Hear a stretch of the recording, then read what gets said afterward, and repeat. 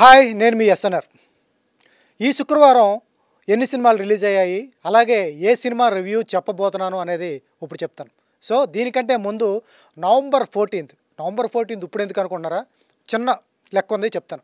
November 14 అన్నట్టుగానే November 14కి 14 సినిమాలు release అయ్యాయి. దాంట్లో శివ 4K, సంతాన ప్రాప్తిరస్తు ఇలాంటివి డబ్బులు వచ్చినాయి. 36 సంవత్సరాల తర్వాత శివ అని అన్ని సౌండ్ సిస్టమ్స్ అన్నీ మార్చి రిలీజ్ చేశారు. ఆ సినిమా పక్కన పెడితే సంతాన ప్రాప్తిరస్తు కొంతవరకు డబ్బులు వచ్చినాయి. మిగతా 14 సినిమాలు కూడా కనీస డబ్బులు కూడా రాలేదు. మరి ఇక నెక్స్ట్ శుక్రవారం అంటే 21 వచ్చేటప్పటికి 14వ తారీఖు 14 సినిమాలు రిలీజ్ అయితే 21వ తారీఖు ఎన్ని రిలీజ్ అవ్వాలి? 21 రిలీజ్ అయినాయి. సో ఆడియన్స్ అనేవాడు వారం వీక్ గ్యాప్లో ఎన్ని సినిమాలు చూడాలి? ఫ్రీగా ఇస్తే చూస్తారా, లేకపోతే టికెట్ కొనుక్కుని వెళ్తారా అనేది నిజంగా నిర్మాతలు తెలుసుకోవాలి, అందరూ తెలుసుకోవాలి. ఎందుకంటే ఒక మనిషి ఎన్ని సినిమాలు చూడగలడు, అతని బడ్జెట్ ఎంత, ఎందుకు ఇలా రిలీజ్ చేస్తున్నారు అనేది కూడా ఒక్కసారి ఆలోచించుకోవాలి. ఈ 21వ తారీఖు ఎన్ని సినిమాలు రిలీజ్ అయ్యాయి ఏంటి అనేది చెప్పాను. అలాగే ఆ సినిమా పేర్లు కూడా చెప్తాను.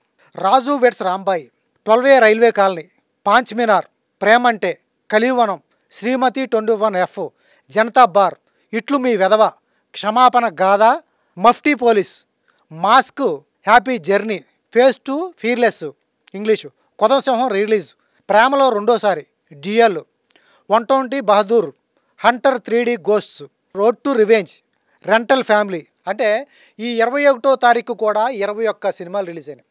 పోయినసారి నవంబర్ 14 అలాగే ఇప్పుడు ఒక 21, అంటే టోటల్గా 1 వీక్ గ్యాప్లో 35 సినిమాలు రిలీజ్ అయ్యాయి. ఈ 35 సినిమాల్లో ఆడియన్స్ 1 వీక్ గ్యాప్లో ఎన్ని సినిమాలు చూడాలి? ఇది ఎవరు ఆలోచించాలి? ఇండస్ట్రీ ఆలోచించాలా, ప్రొడ్యూసర్స్ ఆలోచించాలా? ఒక బడ్జెట్ ఎంత, ఒక పాకెట్ సామాన్య మానవుడు ఆడియన్స్ సినిమా థియేటర్ రావట్లేదు అంటే ఎందుకు వస్తారు? 35 సినిమాలు రిలీజ్ చేస్తారా? ఇది ప్రేక్షకుల కోసం చేస్తున్నారా, లేకపోతే రివెంజా, ఆడియన్స్ మీద రివెంజా? ఎందుకు చూస్తారు? ఒక్కసారి ఆలోచన చేయండి. పోనీ వీటిలో ఏవి బాగున్నాయి ఇది కూడా ఆలోచించాలి. సినిమా తీసేస్తున్నాం కదా, రిలీజ్ చేసేస్తామంటే ఎట్లా? నీది శుక్రవారం వేసుకుంటే ఒక సినిమా మీద టాక్ ఉంది, ఒక సినిమా పెద్ద సినిమా ఉంది, ఆ సినిమాకి టాక్ ఉంది, బజ్ ఉంది అనేది మన నిర్మాతలకు కానీ సినిమా తీసే డైరెక్టర్కి కానీ అందరికీ తెలుస్తుంది. ఆ సినిమాని ఫ్రైడే రిలీజ్ చేసుకుంటే మీ చిన్న సినిమా సాటర్డే రిలీజ్ చేసుకోండి, తప్పే ఉంది దాంట్లో. సాటర్డే సండే రిలీజ్ చేసుకోవచ్చు. నీ సినిమా కనీసం చూస్తారు, చూసే అవకాశం ఉంటుంది. ఇన్ని సంవత్సరాలు కష్టపడి అదే డేట్ మీద 21 సినిమాలు వేసి అలాగే 14 సినిమాలు వేస్తే ఎవరు ఆడియన్స్ రావాలి? ఏ సినిమా చూడాలి? ఆడియన్స్ ఓటీటీకి ఆధారపడకుండా ఏం చేస్తారు? 21 సినిమాలు అంటే ఈ 1 వీక్ గ్యాప్ అంటే 28 మరి ఇంకెన్ని సినిమాలు వస్తాయో? అంటే ఒక నెలలో ఎన్ని సినిమాలు రిలీజ్ చేస్తారు? గతంలో 200 నుంచి 250 వరకు సినిమాలు ఉండేవి 1 ఇయర్కి. ఇప్పుడు ఇదే లెక్కన వేసుకుంటే 500 సినిమాలు 1 ఇయర్లో తీస్తున్నారు. అంటే సినిమాలు చూస్తున్నారా, ఆడియన్స్ చూడలేదా మీకు అనవసరం. సినిమాలు తీసి పడేస్తున్నారు, గుట్లాగా వేసేస్తున్నారు. దాంట్లో క్వాలిటీ ఆఫ్ మేకింగ్ లేదు. ఓ పక్కన ఏతో సినిమాలు వస్తున్నాయి, అవన్నీ ఆలోచించండి. కథలు పిచ్చి కథలతో సినిమాలు వస్తున్నాయి. నేను ఎవరిని తిట్టట్లేదు, ఎందుకంటే ఇన్ని సినిమాలు వస్తున్నాయి. ఆడియన్స్ డబ్బులు పెట్టుకుని సినిమా థియేటర్కి రావాలి. ఆడియన్స్ థియేటర్కి రావడం చాలా కష్టమైపోతుంది. ట్రేజరో చూసి ఆడియన్స్ థియేటర్కి వచ్చే పరిస్థితి ఇవాళ. అటువంటి సందర్భంలో 21 సినిమాలు 30 సినిమాలు ఒక్క రోజులో రిలీజ్ చేస్తే ఆడియన్స్ ఎందుకు వస్తాడు? ఎప్పుడు చూడాలి? ఈ 1 వీక్ కూడా ఒక ఆడియన్ 2 సినిమాలు చొప్పున చూసినా కూడా నెక్స్ట్ వీక్ వచ్చి మీద పడిపోతూ ఉంటుంది. అంటే సాధ్యపడుతుందా? ఒక ఆడియన్ను ఒక రోజులో 2 చూసే సినిమాలు అవకాశం ఉంటుందా? ఇక అతనికి ఏం పని ఉండదా? ఎలా ఏంటి ప్లానింగ్ ఏం లేకుండా ఏం చేస్తున్నారు? పోనీ అద్భుతమైన సినిమాలు వస్తున్నాయి అంటే చూడండి రిజల్ట్. నెక్స్ట్ డే థియేటర్లో సినిమా ఉండట్లేదు. నేను ఏ సినిమాని తప్పు పట్టలేదు, ఏ మేకర్ని తప్పు పట్టలేదు. వాళ్ళ ఫ్యాషను సినిమా తీస్తున్నారు, వస్తున్నారు. కానీ 14వ తారీఖు 14 సినిమాలు, 21వ తారీఖు 21 సినిమాలు, ఇది ఎందుకు? ఒక్కసారి ఆలోచించండి. పోనీ హిట్ సినిమాలు తీస్తున్నామా, అద్భుతాలు చేస్తున్నామా అంటే ఒక్క సినిమాలో కూడా మంచి కథ లేదు. ఆ మంచి కథ ఉంటే ఆడియన్ ఎప్పుడు ఆదరిస్తాడు. మనకు తెలిసిందే, తెలుగు ఆడియన్ మలయాళ సినిమా బాగున్నా కూడా చూస్తాడు, తమిళ సినిమా బాగున్నా చూస్తాడు, భోజ్పురి సినిమా బాగున్నా చూస్తాడు. బట్ తెలుగు సినిమా ఎందుకు చూడలేదు అంటే మన దాంట్లో కథ లేదా, ఏమి లేదా, అది మీరే విశ్లేషించుకోవాలి. సో ఇన్ని సినిమాలు 14వ తారీఖు 14, 21వ తారీఖు 21, అలాగే 28వ తారీఖు వస్తుంది. ఒక 12 అయితే డేట్ వేసి రెడీగా ఉన్నారు. ఇన్ని సినిమాలు రిలీజ్ చేయడం వల్ల ఆడియన్ ఏ సినిమా చూడడు, మీకు ఓటీటీలు అవ్వవు. ఓటీటీలో ఒకటి వచ్చిన 2 సినిమాలు 5 వస్తారు తప్ప ఆడియన్స్ థియేటర్కి రారు. ఇది నిర్మాతలు ఆలోచించుకోవాలి, అలాగే డైరెక్టర్లు ఆలోచించుకోవాలి. అయితే ఇక సినిమాలు ఈ వారం సినిమాల్లో బాగున్నది ఏంటంటే ప్రేమంటే రిలీజ్ అయింది. ప్రియదర్శి సినిమా.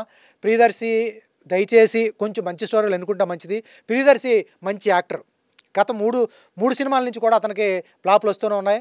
ఇంద్రగంటి మోహన్ కృష్ణ గారి సినిమా బాగున్నా కూడా ఎక్కడో కొంచెం కలెక్షన్ పరంగా లేదు. తర్వాత మిత్రమండలి అది బాగాలేదు. ఇక ప్రేమంటే సినిమా కూడా ఈరోజే రిలీజ్ అయింది. స్టోరీ నేను రివీల్ చేయను కానీ ఆశాజనకంగా అయితే లేదు. ప్రియదర్శి అయితే స్టోరీ విషయంలో చాలా జాగ్రత్తగా ఉండాలి. ఇక 12A railway colony Allari Naresh చేశాడు.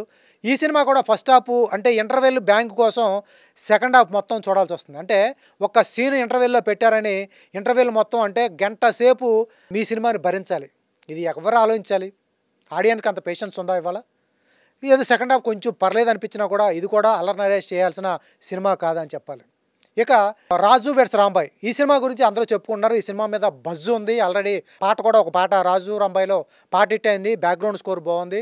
అలాగే 15 సంవత్సరాల కింద జరిగిన ఒక రియల్ ఇన్సిడెంట్ని ఈ సినిమా చేయడం జరిగింది. అలాగే డైరెక్టర్ కూడా ఈ సినిమా ఫ్లాప్ అయితే ఈ సినిమా గురించి బ్యాడ్ రివ్యూ రాస్తే అమీర్పేట సెంటర్లో కడ్రాయర్తో ఉంచుంటానని సవాల్ కూడా చేశారు. అన్నట్టుగానే సినిమా చాలా జెన్యూన్ అటెంప్ట్ చేశాడు. సెకండ్ హాఫ్ కూడా చాలా బాగుంది. ఏమన్నా వెళ్ళాలి అనుకుంటే రాజు వెడ్స్ రాంబాయ్ అయితే కొంచెం ఆనెస్ట్గా జెన్యూన్గా అయితే నాకు పర్సనల్గా అనిపించింది. ఇది నా పర్సనల్ రివ్యూ మాత్రమే, అభిప్రాయం మాత్రమే. ఇది జనం మీద రుద్దేది కాదు. ఇది నా పర్సనల్ అభిప్రాయం మాత్రమే. మీరు వెళ్ళాలనుకుంటే ఇప్పుడున్న వాటిలో సోకాళ్ళు ఈరోజు 21 రిలీజ్ అయ్యాయి. అది రిలీజులు కానీ అలాగే హిందీ వెర్షన్స్ కానీ అన్నీ రిలీజ్ అయ్యాయి. వెళ్ళాలనుకుంటే ఒక మంచి సినిమా చూస్ చేసుకుని వెళ్ళండి. అలాగే ఆవారా రిలీజ్ అయింది కార్తీది. తర్వాత 4Kలో చేశారు కొదమసింహం కూడా చిరంజీవి గారిది 35 సంవత్సరాల కిందట చేసింది. అది కూడా కౌబాయ్ మూవీ, అది కూడా రిలీజ్ అయింది. సో ఆప్షన్స్ అయితే చాలా ఉన్నాయి. నేను చెప్పేది ఒకటే ఫైనల్గా, ఇన్ని సినిమాలు ప్రతి శుక్రవారం కూడా ఆడియన్స్ మీదకి వేస్తుంటే ఆడియన్స్ థియేటర్కి ఎలా వస్తారు అనేది ఒక్కసారి నిర్మాతలంతా చెక్ చేసుకోవాలి. సాక్షి టీవీ ప్రసారాలను నిలిపివేయడం చట్టరీత్యా నేరం. సాక్షి టీవీ ప్రసారాల కోసం మీ స్థానిక కేబుల్ ఆపరేటర్ని వెంటనే సంప్రదించండి. DTHలో ఇంటర్నెట్లో కూడా సాక్షి టీవీ ప్రసారాలను వీక్షించవచ్చు.